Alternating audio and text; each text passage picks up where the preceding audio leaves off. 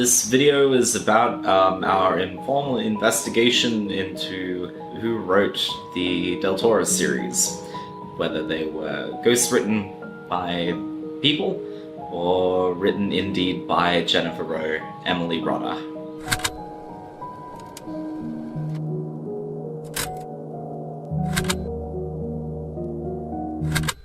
So the video started when Dave and I had a night of egregious drinking, and he told me a story about a writer who stayed with him for a little while who claimed to have written the Deltora series.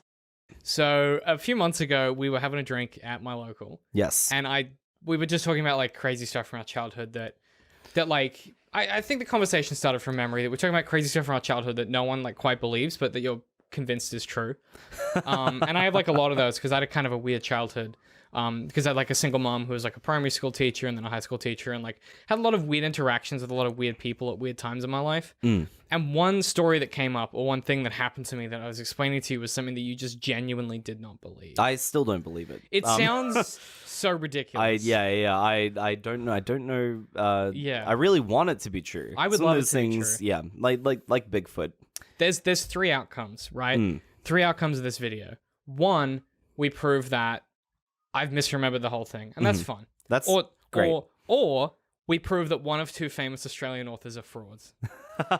That's the outcome of this. I'm terrified regardless. Yes. There is no version of this that has a happy ending. I don't think. Someone is being taken to task. Someone somewhere has lied, and we're gonna find out who, and I'm excited to find out. So I'm gonna tell you the story that I told initially. Yep. And I want you to tell me what you think of it, and by the way, when we get into it, we're going to find out what's true. The whole point of this video is we're going to go out into the world and investigate it. This is a big truth-seeking experience. It could end up with us in Sydney. It could end up with us just on Skype. Who knows? I don't know where this is going to take us. It could end tonight with a phone call to my mother where she confirms it's not true. Who knows? But we're going to fucking find out. So I want to pitch you what happened as a child. So I was at my childhood house where I kind of spent most of my time growing up. And I was in like grade 5 or 6, and my mom was teaching primary school across the way. And this author stayed with her for some reason. I think he was doing a workshop at the school or something. For whatever reason, they didn't put him up in a hotel. He stayed at our house. I don't know why. It doesn't make any sense to me. He's just hanging around. Famous author. Yep. And I didn't really know him at the time. He was a musician, so he played guitar one night, and it was like really chilling. He just hung out with us for a week, and then he went back to Sydney where he lived. I don't really think anything of it. But Mum insisted that he signed these books we owned, and I was like, that's weird. That was my first inkling that he was a writer. He was like the first writer I'd ever met, I guess. So she insisted that he signed these books that we owned, and I didn't think anything of it. Okay. He was hanging around one night. I think it was, might have been like a Thursday or a Friday. Yeah. And he explained to us that he wrote children's books, and he wrote Bananas in Pajamas, which seems insane. It is like, insane. I went, oh, cool. Every time you tell me this. Like the TV show. Like, I didn't, because when you're a kid, that stuff doesn't have a particular significance. Yeah, no, but now it's I'm like, what? Excuse me? So the man who stayed with us was Richard Tulloch, the writer of famous TV show Bananas in Pajamas. And during the time, he disclosed to my mother that he had also written some of the Deltora's Quest novels by Emily Rodda. And this is the part that I take issue with. This is what we're going to investigate. So he claimed to have ghostwritten some of Deltora's Quest by Emily Rodda. Deltora Quest. Quest. Not Deltora's. Deltora isn't a person. It's a place. It's a place. Do you want to explain the basic premise of the Deltora Quest books? Deltora Quest, the original series, anyway, was written by Emily Rodda. Deltora Quest is a story of Leaf and a retired city guard named Barda, and how they venture out into the world of Deltora to locate the missing gems placed within the belt of Deltora. They are magical gems, all with different kind of mystical powers, and if you reunite them all under the same belt, they have the power to save the kingdom from the Shadow Lord. Deltora has been taken over by Grey Guards and has succumbed to Shadow Lord's influence, and it's up to Leaf, Barda, and their recruit, Jasmine, to save the kingdom and therefore the world. It's a hero's journey story. Like every library, at least within heavily populated regions of Australia, had this series. They ran rampant through schools, like a lot of serials, like R.L. Stine, like The Babysitter's Club, like Animorphs. Deltora was always there. It was always a series of novels that kids readily find accessible in libraries. So she wrote these series, and I think as well as that series, the Rowan of Rin series. She did. I knew her from Rowan of Rin initially. Yeah. She wrote both. I think both of those with the intent on capturing the young male market. She certainly did. In primary schools. They were taught in schools. Yeah. And those sort of things. Yeah. Rowan of Rin. And that's how I know her. And Deltora Quest. Later became an anime TV show. Yes, which please never bring up again. Adam, could you put some footage into that, please? Thank you. Yeah. Be quiet and follow me. Got it? What's with the attitude? But so what we're going to find out in this video is, and in this journey that we're going on together, is whether or not Richard Tulloch ghost wrote any of these books, and if there's any merit whatsoever to this memory that I have. Or if, in fact, indeed, that he stayed at my house at all. Because it all seems ludicrous to me. To reiterate, Richard Tulloch claimed he ghost wrote at least one of these books. At least one. Or some part of one. I don't my memory is that he claimed to have ghost written Deltora Quest by Emily Rodda. I don't know how many of them. I don't know the extent of his claim. But what we're going to do next is we're going to get in contact with my mother, first of all, and we're going to find out if he did, in fact, stay at her house. If he didn't, this will be a very short video and very embarrassing for me. I'm sure we'll all have learned something. Yeah. So I'm going to try and call her, and we'll just see if we can't. Okay. I'll put her on speaker.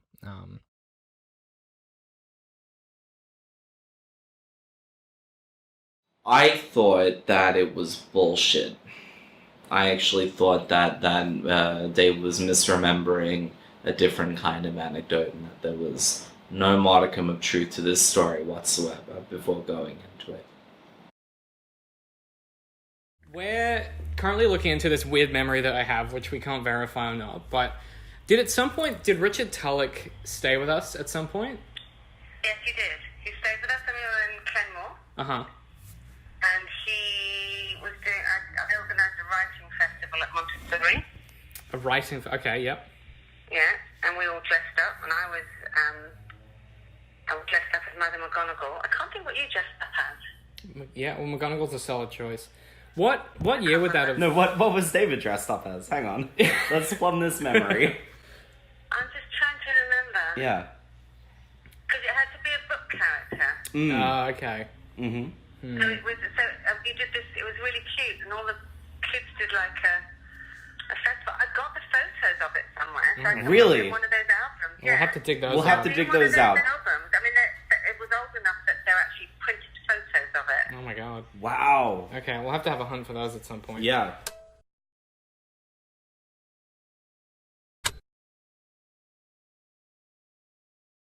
So, follow-up question. What we're investigating for this video is whether or not Richard Tulloch... So, I have this memory of him or you confirming that he told you that he had written some of the Emily Rodda Deltora Quest books. Yes. He did Deltora's Quest. So he was the ghostwriter where she had the plot and he wrote the story? Yeah. But can you elaborate on that? He just said that because we were telling him what we really liked. Yeah. And he said he'd actually written the Deltora Quest books. Wow, okay. That's incredible. Well, it wasn't him, it was someone else, but she didn't actually write. Because at the time you guys were obsessed with Rowan of Rin. Yeah. And we were reading through Deltora's Quest and we loved them. And he kind of burst our bubble because he said, oh, well, she didn't actually write them. Now, I don't know if it was him. I know he ghost wrote some of them. Right, but it may have been... Yeah. It may not have been him. It might have been someone else. But I remember him telling us and we were like, oh, okay. It kind of ruined the whole thing for us. Yeah, okay. Because we went, no, it's not Emily Rodda. That's not fair. So that's amazing. So the reason that we're making the video is that we can't find any evidence online whatsoever that she didn't write them. So we wanted to confirm with you first. I hadn't misremembered that. So we're going to chase this down and see That's wild. See what we can turn up, because I'm dead curious. We want to find out, whether or not that is in fact the case. I freaked out because Anne confirmed the rumor. And then we just made motions to try and get in contact with the guy who apparently had stayed at Dave's place. Dave got in contact with Richard through his agents. And the agent was like, "Hey, it's Aces. Richard would love to talk." So we're like literally driving to the studio now. We're gonna interview Richard in like less than an hour. Yeah. I'm a little nervous. I don't know about you. Like, how are you feeling about all of this? I'm watching a lot of interviews with the guy. Yeah.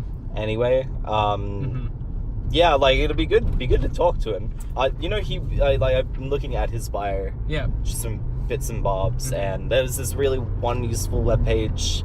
I don't know if it's where you got his information originally. Cameron's. That was how I got in contact with him. Yeah. Where they pretty much put his writing CV out there. It's interesting, isn't it? Yeah, what they mentioned down there, and they put a lot of his credits as being a playwright. It's a lot of playwright stuff. Being a screenwriter as well. It's a lot of TV and playwrights. He worked on Magic Mountain. It's a lot to think about. Have you? I don't know if you remember the puppets from Magic Mountain, but they were actually terrifying. Because there were these huge, like I don't know what the correct term for it is, but there are absolutely people inside those puppets. Oh yeah. Maybe even two at a time, because there are a lot of four-legged creatures in there. Yeah. That time, because really my goal here is to work out if it's even feasible for this claim to be valid before we ask him anything. I don't want to, like, as you said, like, we're not trying to sting this dude. We're not trying to sting this man. Like, it's not legitimately. We just want to know. Yeah, like, I want to find out from him. We want to know if we can even know. I want to know if we can even ask, because, like, yeah, if the industry at the time doesn't feel like that's even a feasible option, and he turns around and he goes, that kind of wasn't happening, then I'm satisfied with that as an answer. Yeah. I think. But I think if it seems feasible, then, we can get him talking about that period of time. I'm curious to see what he says. Like, and we can ask him, like, do you know anything about Deltora? Have you read them?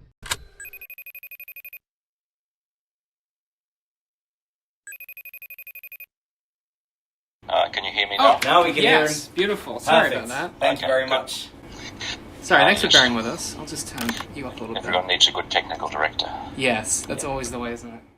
I was worried that he would shut us down immediately. I was worried that Richard wouldn't want to talk about it, that because of the sensitivity of the matter at hand, that he'd signed NDAs, that he wouldn't want to talk about it whatsoever.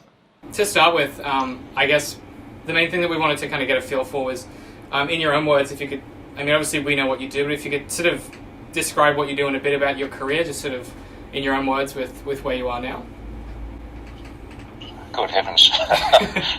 Well, I suppose, I've worked mostly in theatre and for some years in children's television and for some years in children's books. And that's been, pretty much made a freelance career of it for something more than 40 years.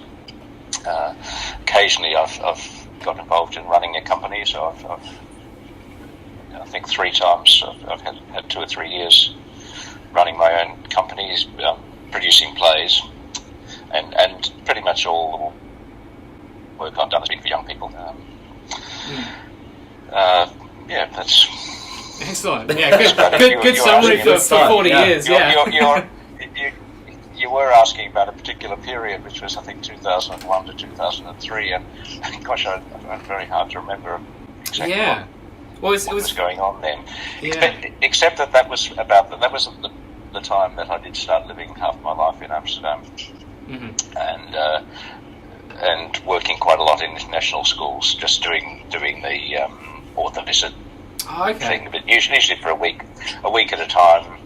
I mean, starts off with sort of talking about my work, but then also running workshops during the week for kids, mostly elementary school level and occasionally in high school, although I'd always found that more difficult.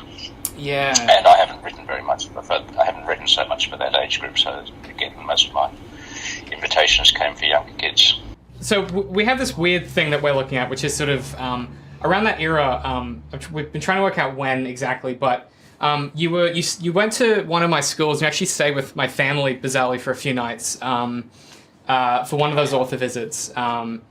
And we've been trying to pin down exactly when, but it's become problematic. So we think 2000 to sort of 2004.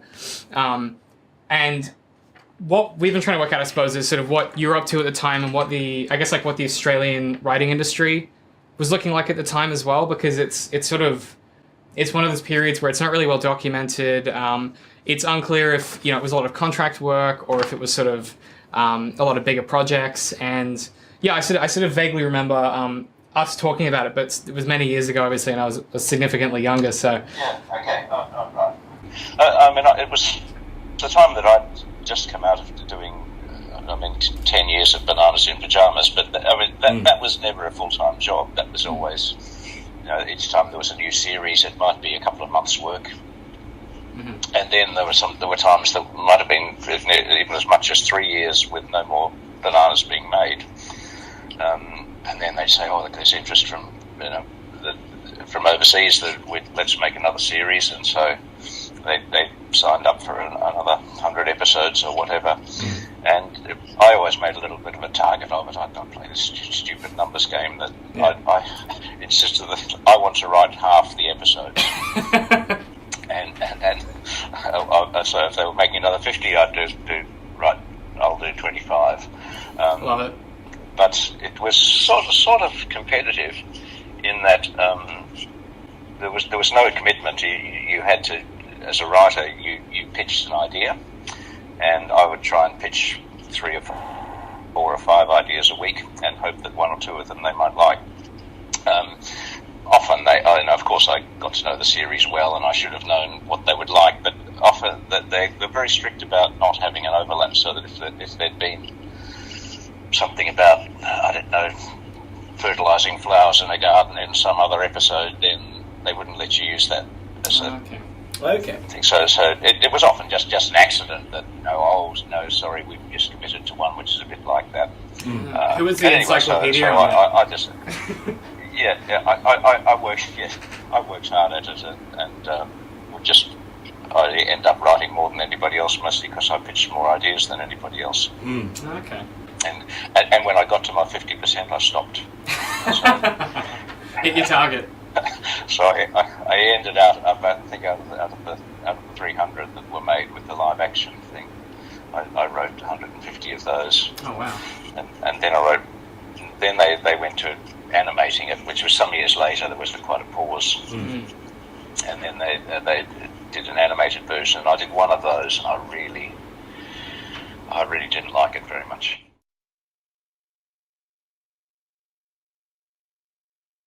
When we began talking to Richard, my entire game plan going into the interview was to ease him into questioning him about the Deltora series. Because it's not a recent series of books, I thought maybe we would have a better chance of getting him to open up about it if we kind of just eased him into the questioning. He is an interesting man, talked to him a lot about his process, but we were keenly interested in his ghostwriting process, if there was any. And so the majority of the interview is us talking to him about his career, and until finally we decided that maybe it was a dry well, and we asked him straight up whether he'd written any speculative fiction, to which he responded flatly no. He then asked us what the interview was about. Because we didn't brief him about our intentions going into the interview, for fear that he would flat out refuse. And when we came clean about ghostwriting, he confirmed at least a smidgen of the rumor that we had heard.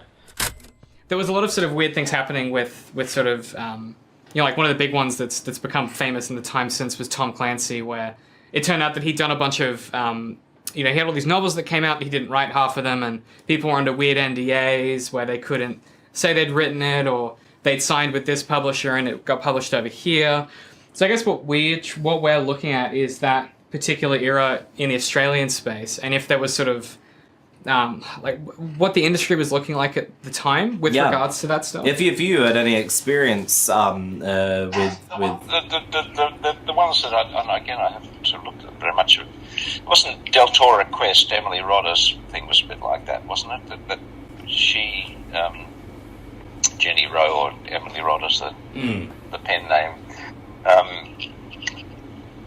She farmed them all out too. I think she did the storylining, but then got other writers to write some or all of the actual novels. And that's the only example of that I can think of in Australian publishing, but maybe there are others. Oh no, she did another series too, a sort of more Deltora Quest is fantasy, but there was another series, Babysitters. Was it Babysitters Club? No, I know the Babysitters Club. Babysitters Club is very obvious. But that's Deltora American, Quest, isn't it? Yeah. There was something like that. I think she did as well. Right. So sort of with Deltora's Quest, I suppose, because they were quite popular and sort of still are. Was that sort of common knowledge that was sort of a, well, I wouldn't call it ghostwriting, but a collaborative process where she's writing the plot and then having the prose done by someone else? Yeah, I think so. I think, well, I mean, certainly knowledge of the industry. Remember my saying he wrote one or maybe more. It wasn't Deltora Quest, it was one of the other ones, I think. But it won the Children's Book Award. Oh, there you go. or a Children's Choice Award. Yeah. And then it was sort of a bit awkward because was he to put his hand up and who was supposed to turn up to collect the award? Was it Emily Rodder? Nice to know he did a good job. I think they're friends and work together. No big deal, I don't think. No, it's not even. Well, we got the name of somebody that Richard Tulloch believed is a ghostwriter for Emily Rodder. First, we misunderstood the name, so we went on a wild goose chase trying to figure out who it was before we clarified with Richard. And we got in contact with the person by way of Richard Tulloch. Which wasn't really our intention, because I think Richard Tulloch told them flat out that there were two people inquiring into the legitimacy of the authorship behind the Deltora series, and so the ghostwriter clamped shut. I can't blame them, I probably would too in that situation. That confirms to me that the Deltora series was ghostwritten.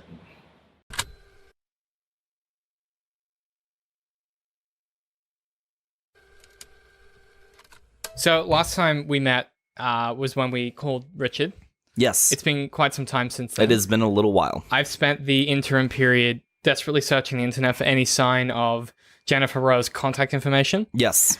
With, I'm not too proud to admit, limited success. Okay. What I found so far is a single email address for Scholastic for author interviews.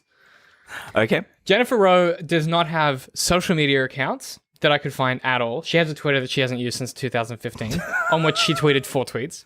Amazing. There is no email address listed on her website. Yep. There is no contact information listed on the Emily Rodder website. I went to the Who Is record for that website, and I found an email address that I'm going to email tomorrow. That was my last-ditch effort this morning. An email address? So a single email address for the person that owns that domain. Okay. I'm not convinced that it's her. I think it's going to be her agent. Yeah. But I also haven't been able to, A, find out who represents her, B, to any extent find out, which publishing house is the best one to contact to get in touch with her. Yeah. Or C, had any success whatsoever in trying to get in contact with anyone that knows her. So my current plan is to email all of those people, and if not, then we've kind of reached a dead end. Yes. However, what I have done in the interim is read all of the Rowan of Rin books. Yeah. And the first 3 Deltora quests.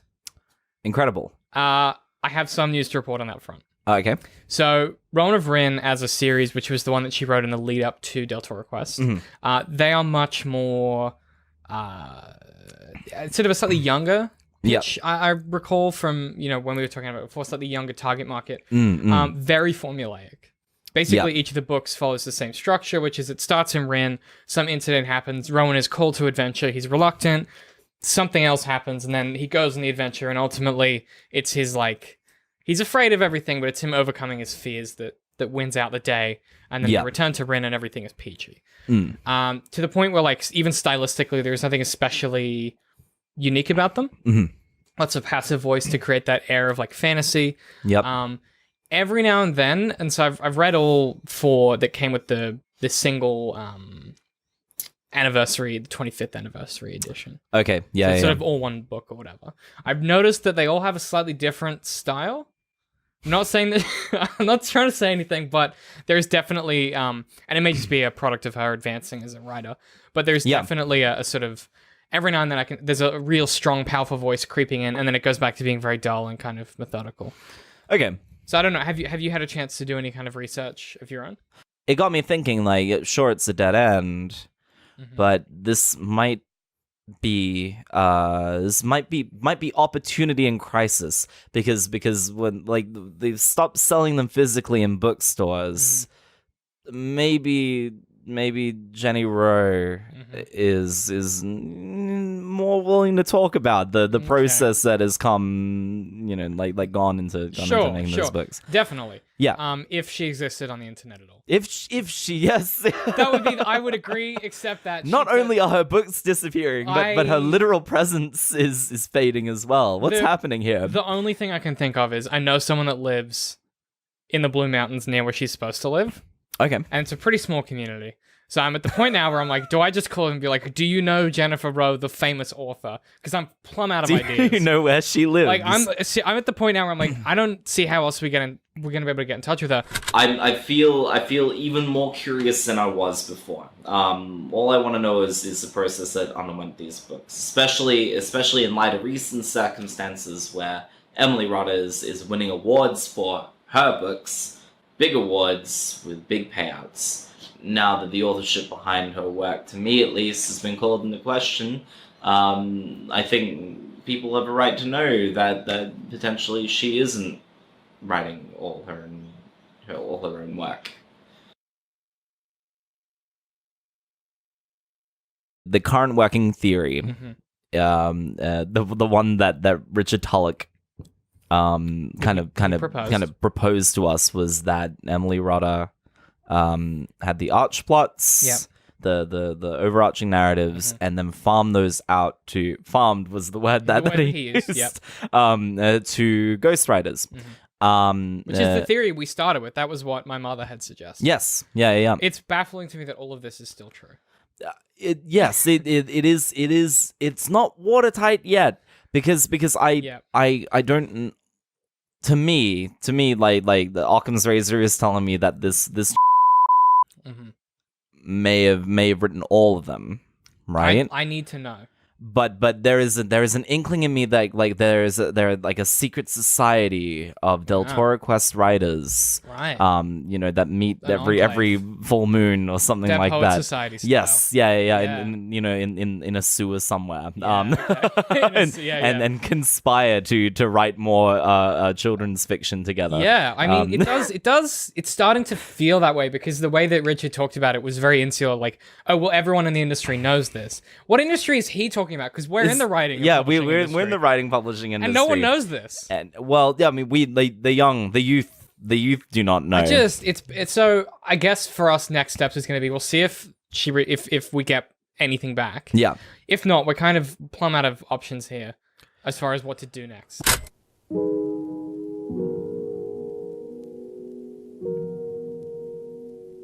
The most time-consuming thing that we can do is try to establish a body of Jennifer Rowe's, Emily Rodda's work, and put it through extensive linguistic analysis and stylistically try to figure out which ones were ghostwritten and which ones weren't. The other thing that we could do is go knock on Jennifer Rowe's door and talk to her about this explicitly, which is much easier but more confronting for everybody involved. But I'm not giving up. No, I don't think we should either. I think the next in the coming months we will I want to see what people think, if they have any other theories. Yeah, I want to know what you think happened. Yes, how what were the circumstances under which these were ghostwritten? And if you know anything, there's an email in the show come notes forward. Below. Let us know. Come forward. We are looking for information. Yeah. Who done it? Where's Emily Rodder? Where's Jennifer Rodder? Who is Emily Rodder? Are we all Emily Rodder? Is this an I Am Spartacus situation? It is. Yeah. It's look, I'm amazed at what we fucking found out about all this, to be completely honest with you. If you know anything about Jennifer Rowe, Emily Rodder, she's impossible to find online, she's impossible to get in contact with unless you know the right people. We would love to hear from you. We would love to discuss this conundrum with Emily Rodder currently.